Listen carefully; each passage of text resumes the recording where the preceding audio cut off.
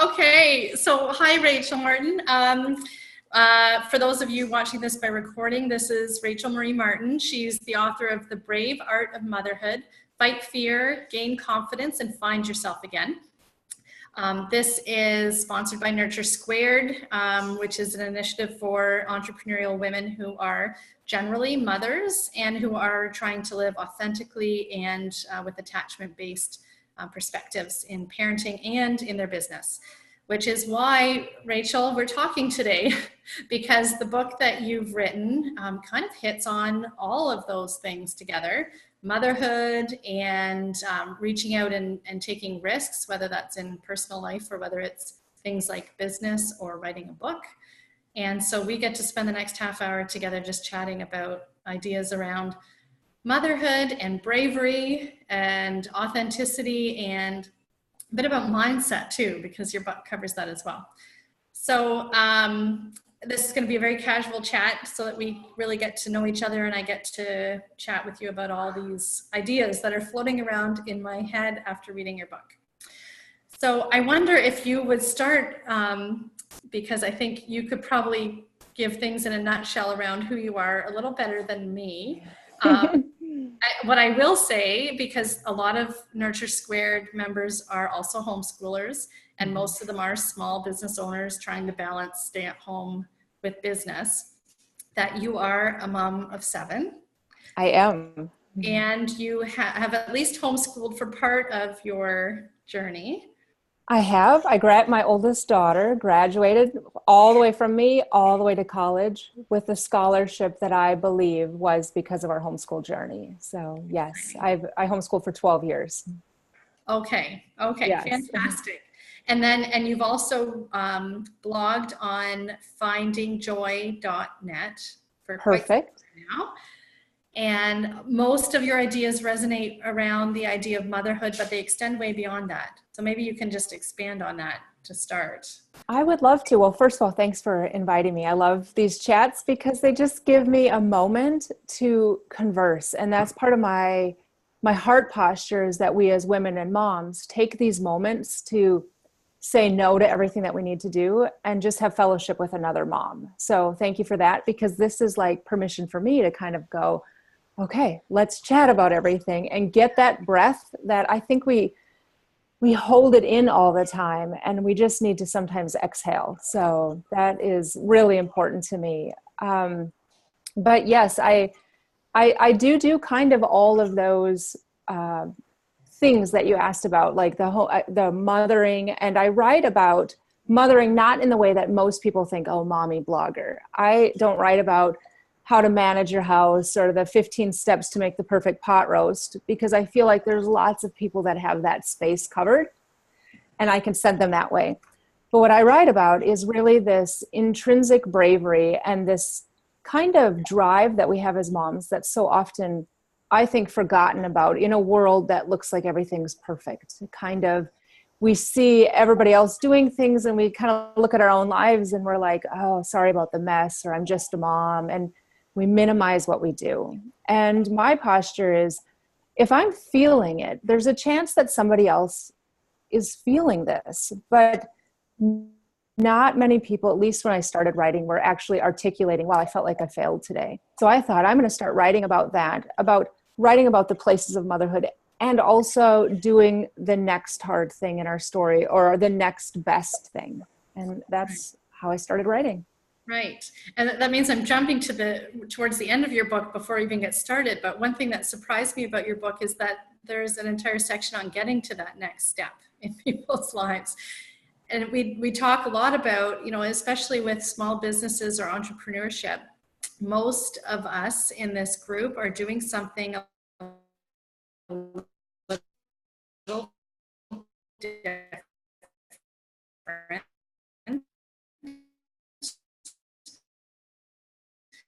And it takes I want to quote that hit home: daring to hope life will change, and daring to do the things to change it. They totally are. So I lived kind of a life where I would hope. And what happens is, if you don't use action with hope, what I found in my own life was hope started to become something I didn't want anymore, because hoping for something to change meant really nothing was going to change. So I realized I had to actually put into place the action steps to do it. And there's lots of books about starting. Like there's, hey, here's your big idea. Why don't you start? But I thought there are no 7-week books out there, or books for like a 6-week program that tell you what to do on week 7. So that has been my posture, is how do I get people to continue forward on weeks 7, 8, 9 and make it a lifestyle? Right. I'm going to turn off that little ding that happened there. Sorry about that. Hi little there. Message. You can stay on or off video as you join us, whatever your comfort is, but there are chat windows that you are more than welcome to add your thoughts or questions as we go along. So I'm glad you came. So yeah, when it comes to that bravery piece, one of the questions I had wanted to ask you today was to share a watershed moment that you had that kind of feels like that broke that open for you, that kind of pushed you into the pool, so to speak. Well, that's a good analogy. That's from the book. So it's going to seem an odd one, because I know that a lot of your moms are homeschoolers, and I love homeschooling. So, but one of my moments where I had to be extremely brave was the moment when I started my single mom journey, that I realized I needed to they had to go to school. And it was I was confronted with everything that, I had this life. I graduated my oldest daughter. We had these systems. I had these paradigms. And I thought, here I am now going to do what I said I would never do. So for me, that's always an alert. If we ever tell ourselves, I'm never going to do something, that's a place that we need to actually examine in our lives, because we've made an assumption about ourselves and we've put that word never on it. But that moment where I walked into this school and talked to them and got over some of my own fears and realized that my kids, I was in this journey of life for this season. I was being a good mom. I was doing what I needed to do. It took so much bravery, because I almost felt like I was betraying this part of myself, until I realized, no, what a gift it was for me to have that experience in those 12 years. And this part of the story can be just as powerful, even if it looks different than what I thought it would. Oh, that puts it so well, that it's different than what you thought it would be. And if you say never, you're eliminating a possibility that may end up working so well, whether that's through homeschooling or not homeschooling, whether it's through pulling kids out of school or putting them back in.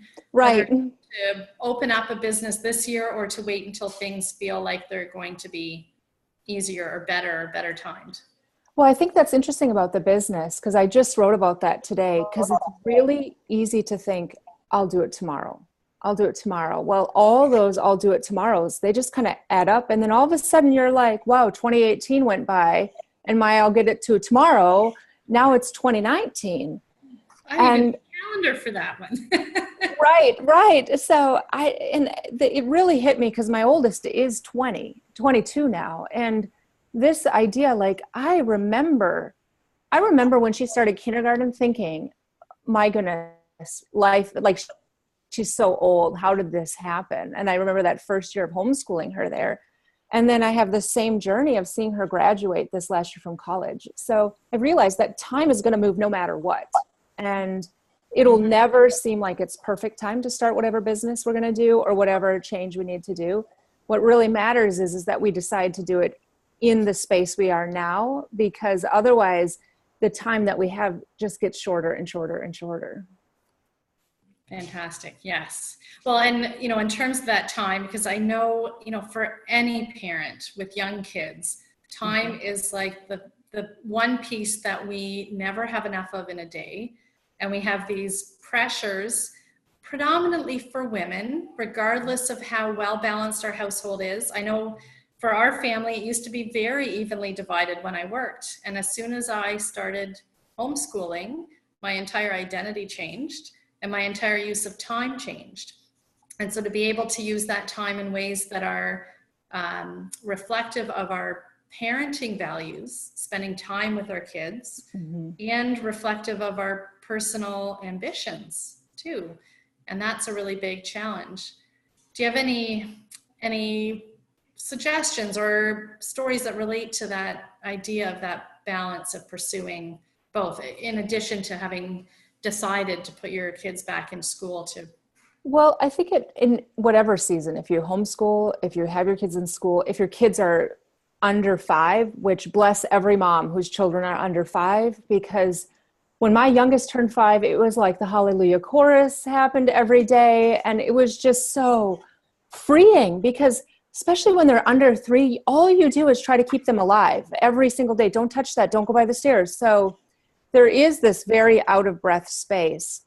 But I discovered no matter what space you're in, the only person that can balance it out so that you fill your own oxygen tank is you. If you put it onto everybody else, the chances are it'll never get done because they could say, hey, you should go out tonight, get a break. If you come back with, no, I don't really want to, I feel guilt, there's lots of stuff. Well, it's still coming down to you.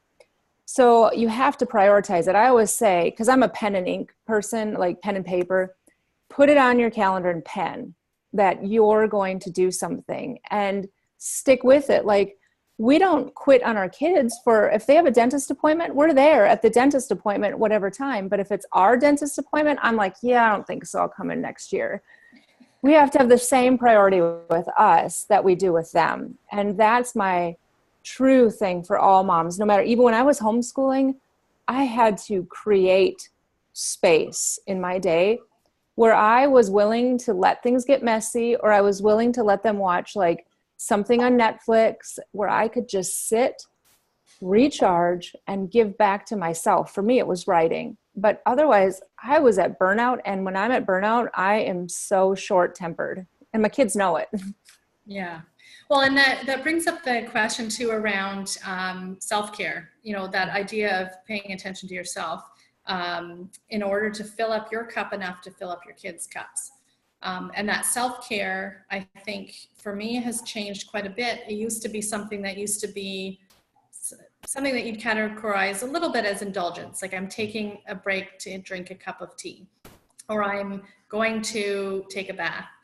Right. Realizing now, the older that my kids get and the less intense it is, that self-care is also about pursuing those passions that you have for your own self-development or own business or own writing a book, for example. And that's self-care as well, because it's filling you up in a way that meets your ambitions or your goals or your vision. It really is. Well, it's funny because I'm sitting in front of my piano, but you think about us as moms with our kids. We're always like, figure out what you love. We're going to support you. We're going to drive you all over, practice the piano, do all that. And then we become moms. And then a lot of us, all that stuff that we loved as kids, just kind of, we don't have time for it anymore. We're too busy. But I think we're teaching kind of the next generation, like, hey, when you become a parent, all that stuff that we wanted you to do, you should just let it go. And what a gift it is for our kids. Like my kids, I wrote about it. They love to hear me play the piano, like love it. I'm not cleaning. I'm not doing laundry. I'm not doing homework. I'm not doing anything else besides playing the piano, something that fills my own heart. And I think it teaches our children, this is important. It's critical that you step back and nurture these spaces that you're unique and where you find joy or that helps you relax. So that's the part of pursuing passion that I'm really passionate about. Plus, my oldest daughter, like I said, she's 22, and she had a lot of friends where her friends were the youngest in their families, and I became friends with their moms. And I observed a lot of times when the youngest would graduate or somebody in their family would graduate, the moms would be like, it was this identity crisis. I don't know who I am anymore. I don't know what I like. Relationships would go just crazy. And I thought, what if we can stop the cycle before the youngest leaves the house? What if by the time when they leave, we're so confident and we don't have that moment of who am I anymore? Right. We filled that spot. Right. Yeah. Well, and that resonates so well in terms of, when, only a handful of people homeschool here, but almost all of them either have a business up and running or have ideas for what they'd like to do, or searching for something they'd like to do despite having young children at home, or despite that role at home being so large for them right now. So that idea of it's protecting that time, or protecting that vision, I guess, so that your time and your energy are not solely pouring into children. Even if our goal feels, and the immediate goal and the acute goal is to meet the needs of our young children, because they have needs that need to be met by you and by nobody else. Well, I think that if you flip that and realize that if the goal is pouring into your children, but if you're an empty vessel, you can't pour into them anyway. So the best way that I've seen to have that is to think, I have to pour into myself, fill my own heart, my soul, nurture that space so that I can give something to them.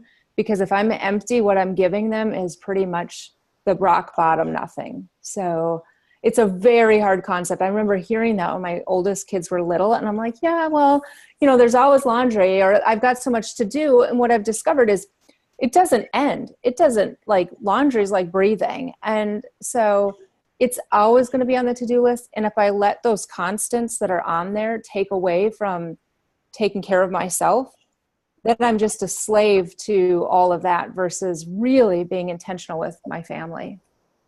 Right. I wanted to talk to you about this idea of the real us, like real me, or the real you, and the masks that we wear, because you talked about that. And when we talk about, it's such a big topic these days, the idea of authenticity. And yet I think stripping that away is a very vulnerable process, but one that you have said over and over again, the fear that you have in keeping that, in what would happen if you take that mask off, tends not to play out when you realize just how much everyone else is in the same position.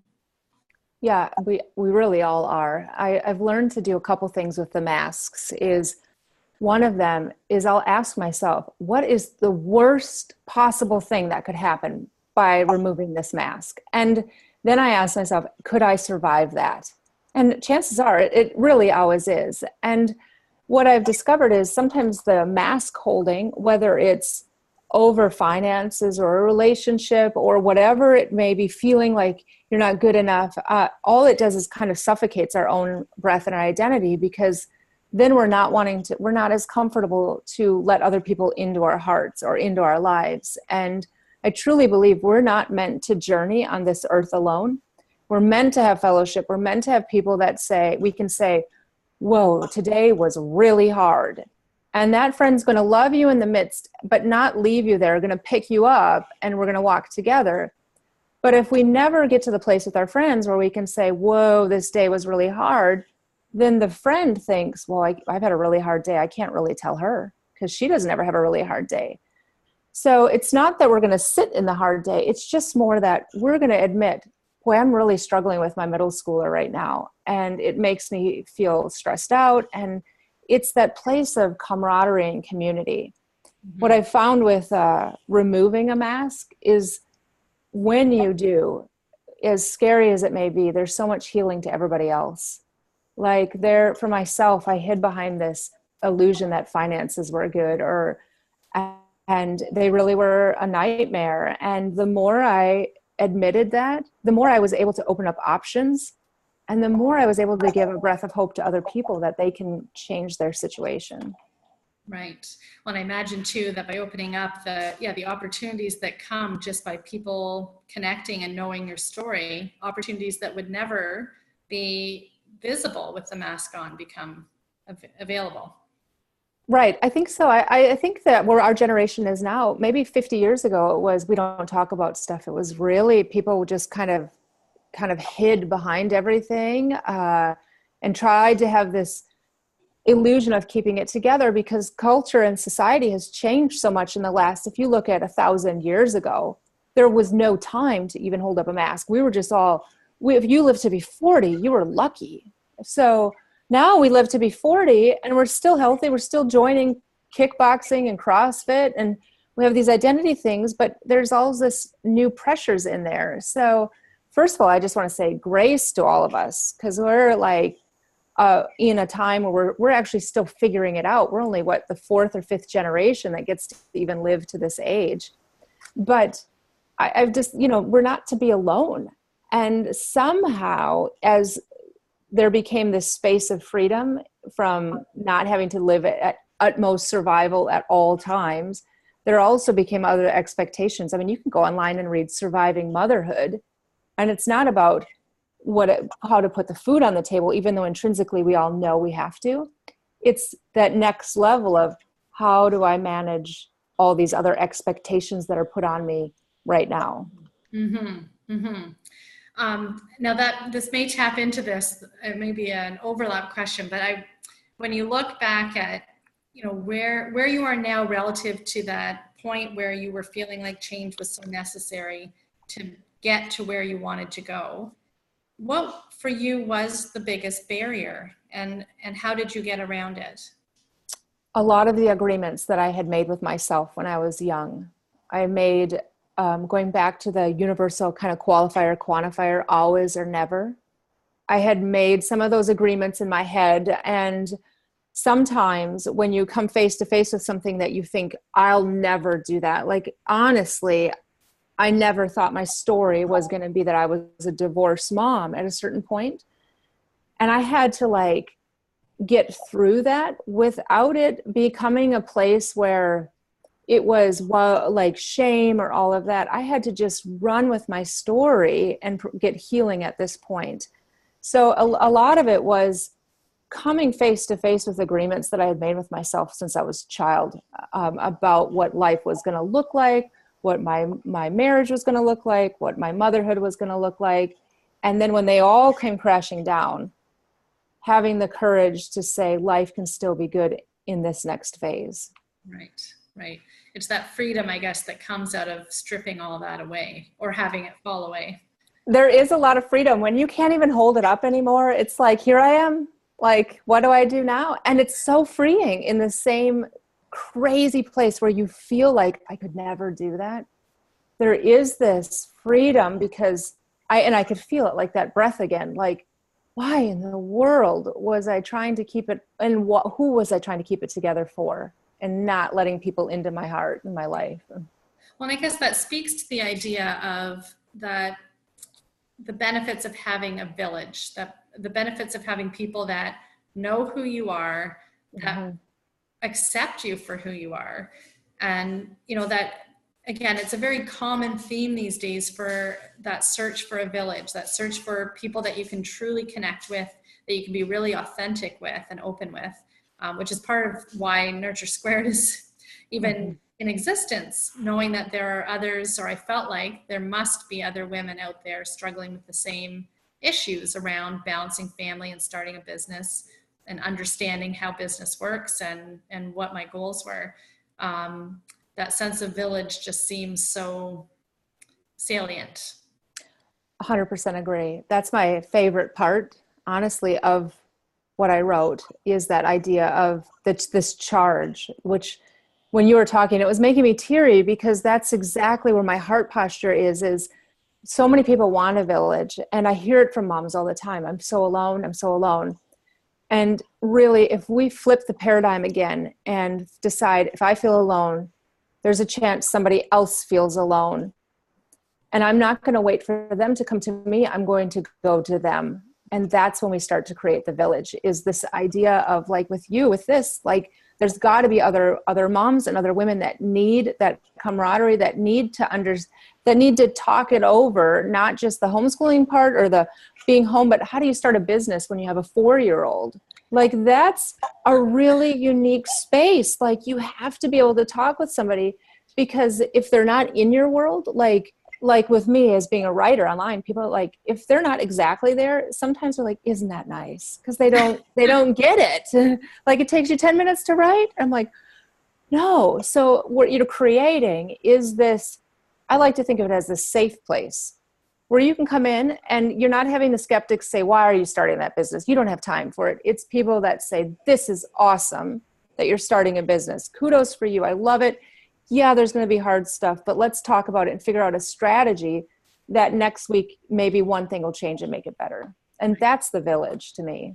Well, and I think as you're talking, I'm thinking in particular of at least a couple of people that will be watching this recording that are of that very mindset of they see a problem and are almost drowning from it. But that's when they reach up and they pull someone with them and say, you're having trouble too. I can see that. Let's just do this. Let's do it. Well, you know, most problems are probably finite. We don't see problems that way. They seem infinite, like how in the world am I ever going to solve it? But I've learned that if I can do the hardest problem today, then it's not going to be on my list tomorrow. I had a horrible strategy of having my list of things and like wanting to get my list done. So I would do the easy things, laundry, all these things. And the thing I was scared of or didn't want to do would keep rolling over. But I knew it was there. Like, you got to do that. You got to make the phone call. So I, again, reversed it, put the hardest thing on the top, got it over early in the morning. And then it was like, you know, college finals were done for the day and I was cheerful and happy. So, and it was finite. Most of them, once I did it, I never had to go back and do it again. So that's the other cool thing. They become infinite when you keep rewriting it at the top. Yes. That's so true. I had an infinite loop. Whew, it was right there. It's like, how many times will I need to write it? And it can be as simple as a phone call that becomes this enormous mountain and a barrier for getting, you know, and seemingly just like with taking off a mask, it seems like the risks are so high or the benefit is so low or that something uncomfortable is going to happen. But perhaps it's unfair for me to say more often than not, but so often when we're expecting the worst, the worst doesn't happen and we actually get something out of it. I can't remember who said it, but they said, swallow the frog in the morning. That pretty much the least pleasant thing, get it done. Yeah. And I mean, I'm by nature kind of a worrier. So I could worry about something like, and it doesn't change the outcome. Like I could worry and worry and worry and worry. But chances are a lot of times I've spent so much time worrying about something where the outcome was good. So I've just decided, just get it over with. And not to say that it's easy. There were some creditors and really hard things I had to do in those first years of being a single mom. And I really didn't like calling them. But I also had to learn that I wasn't going to attach any shame or worth of myself when I called them, because in fact, it was the opposite. I was being brave and I was being proactive and I was doing the hard stuff, no matter what the other person on the other line said. Right. Well, and as a daughter-in-law of someone who used to be in the credit collection industry, and she was the one that just so wanted the person to pick up the phone so that they could chat and figure something out, that it doesn't mean there aren't helpers on the other end. Not to say that true. Call was good or that you had a pleasant person on the other line, but there are, if you don't take the chance, you're not going to be able to connect with the people that can help enable. You know, I love that. That is such a good analogy, because I think we're a society of skeptics. No matter where we go in, and if we decide to be a society where we look at they're out to help us first, because none of us want to get burned. So I think it's easier to kind of just put up that aloof skeptic wall, don't get into my space. But again, there's so much power in that pay it forward, that idea that I'm just going to bless somebody else by whether it's a smile or whether it's understanding that they really are trying to help me. Yes. And I mean, again, it resonates in particular knowing a particular group will be watching this video that their whole purpose is to do that. And it's amazing to see the power of that. The power I love it. Unleashed. It's amazing. And I can see that our time is almost up, and it flew by, Rachel. It did. I could chat and chat and chat and chat. This is one of my favorite things, is just to have a conversation, because I just think that everybody listening, what I love about that is that they're deciding to take a half hour and just nourish their own souls too. So that's a really important thing, to put that on the schedule. Put on the schedule when this happens once a week, so you can just get that kind of readjustment to our sales and kind of course correct. Cause I think especially we get so busy and then, oh, I can't do anything. And then you just get that little bit of course correct and you decide, you know what, I'm going to do one thing today and I'm going to change my life by one thing. Well, you think, even as an example, maybe to finish off with, I never would have considered calling you or connecting with an author of a book for an interview until someone suggested it, and I didn't poo-poo it. I decided, That's awesome. you know, in the end, most people are pleased to get to talk about what they do and what they're passionate about. The same happens with researchers when I'm trying to look up things in the scientific literature. You think they're way up in the ivory castle, but they're sitting there in a desk and would love for someone to call and say, I'm interested in you. I'm interested in your work. Yeah. Well, I think, you know, the bottom line is we're all just people that get that moment and want that experience of human connection. And so it was about a month ago that I was on NBC's Today Show, and I was nervous and I was kind of chill when I was there. But here's where I had that moment of we are all just people. I went to use the restroom right before it started because, you know, I'm nervous, going to check the hair, all that.